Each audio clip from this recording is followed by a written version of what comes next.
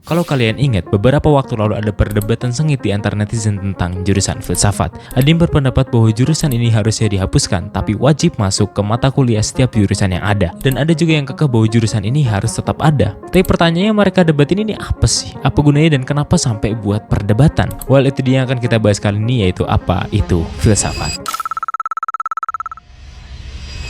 Sebelum masuk pembahasan inti, perkenalkan nama saya Ahmad David Alvan Kemal Fahlevi Habib dari kelompok 1 KPI 2D. Kita mulai dari core-nya dulu. Apa maksudnya filsafat? Menurut KBBI, filsafat artinya pengetahuan dan penyelidikan dengan akal budi mengenai hakikat segala yang ada, sebab, asal, dan hukumnya. Secara definisi asal kata, seperti yang disebutkan dalam buku Filsafat Ilmu halaman 1, filsafat itu berasal dari bahasa Arab falsafah yang diarabisasi dari kata Yunani, yakni philos yang artinya cinta dan sophia yang artinya kebijaksanaan. Jadi secara sederhana, filsafat artinya cinta kebijaksanaan. Tapi mari kita bedah 3 istilah yang lebih mendalam.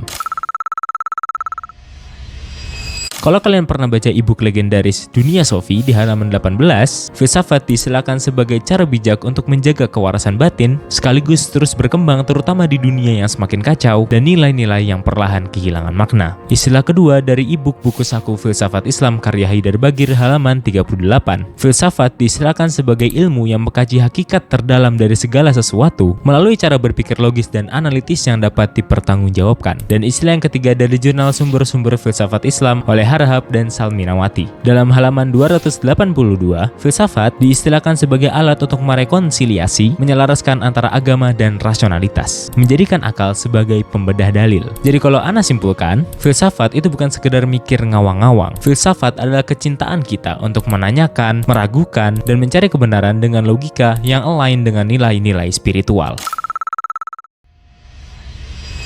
Sekarang kita lihat kata 5 ahli dari berbagai literatur. Yang pertama dari Dr. Nunu Burhanuddin. Di dalam buku Filsafat Ilmu halaman 15, beliau nekanin kalau berfilsafat itu mencari tahu hakikat terdalam dari ilmu pengetahuan itu sendiri, membedah ontologi, epistemologi, dan aksiologinya, mendalam bahkan melampaui batas fisik yang disebut metafisik. Yang kedua dalam jurnal Implikasi Filsafat Ilmu terhadap pengembangan ilmu pengetahuan dan teknologi halaman 175, Sulhatul Habibah menyebut filsafat itu penting sebagai sarana pengujian penalaran ilmiah. Tujuannya apa? Biar manusia atau ilmuwan nggak terjebak dalam arogansi intelektual. Yang ketiga dari buku Filsafat Kebahagiaan halaman 12. Fahruddin Faiz memandang filsafat sebagai sebuah metodologi. Mulai dari pemikiran Plato sampai Imam Ghazali, filsafat dipakai untuk mencari makna kebahagiaan yang sejati. Yang keempat dari e-book Mengenal Filsafat Islam halaman 14, Haidar Bagir menyatakan bahwa filsafat, khususnya filsafat Islam, menggunakan metode burhani atau demonstrasionalogis yang dihubungkan dengan primary truth. Dan ahli yang kelima dari buku Stoik Apa dan Bagaimana. Di halaman 4, Massimo Pigliucci mendefinisikan filsafat sebagai cara untuk menentukan pilihan-pilihan terbaik untuk menjalani hidup. Kesimpulannya dari kelima ahli tadi, filsafat adalah framework berpikir kritis dan logis supaya kita nggak gampang dibohongi oleh teknologi, ngebantu kita nyari kebahagiaan, dan menjaga akal kita tetap rendah hati. Terus, why we should care about this? Apa pentingnya semua uraian ini buat kalian dan Ana sendiri?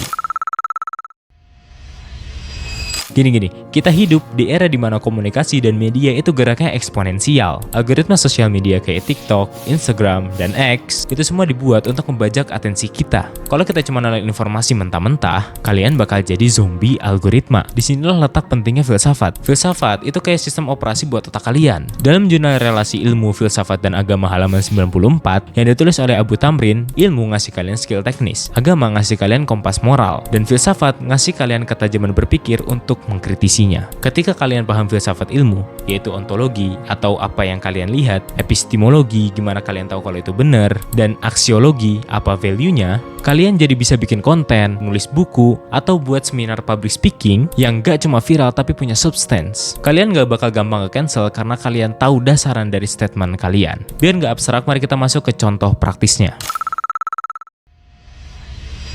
Di jurnal Kontribusi Perkembangan Filsafat Islam terhadap Pendidikan Era Modern halaman 63, pemikiran Ibnu Sina ditekankan pada 2 komponen, etika dan intelektual untuk membangun insan kamil. Contoh pengaplikasiannya ketika kalian buat konten di sosial media. Kalian gak cuma mikirin reach atau engagement, tapi apakah pesan yang kalian sampaikan secara etika membangun peradaban atau malah menghancurkannya. Contoh yang kedua, balik lagi ke bukunya Massimo Pigliucci. Stoikisme itu ngajarin dikotomi kendali. Contohnya, saat karya kalian entah itu konten atau yang lainnya dikritik habis-habisan. Filsafat ini, stoikisme, ngajarin kalian untuk misahin bahwa opini orang lain itu di luar kendali kita, tapi kualitas skrip dan attitude kita dalam penyampaiannya itu ada dalam kendali kita. Maka kita tahu mana yang bisa kita evaluasi. Contoh ketiga, mengambil konsep dari jurnal Sulhatullah Habibah. Contohnya adalah saat kita menggunakan AI. Filsafat mempertanyakan tanggung jawab etis kita, apakah kita cuma copy-paste karya AI, atau pakai AI sebatas asisten aja, sementara core logiknya tetap berasal dari pemikiran kita.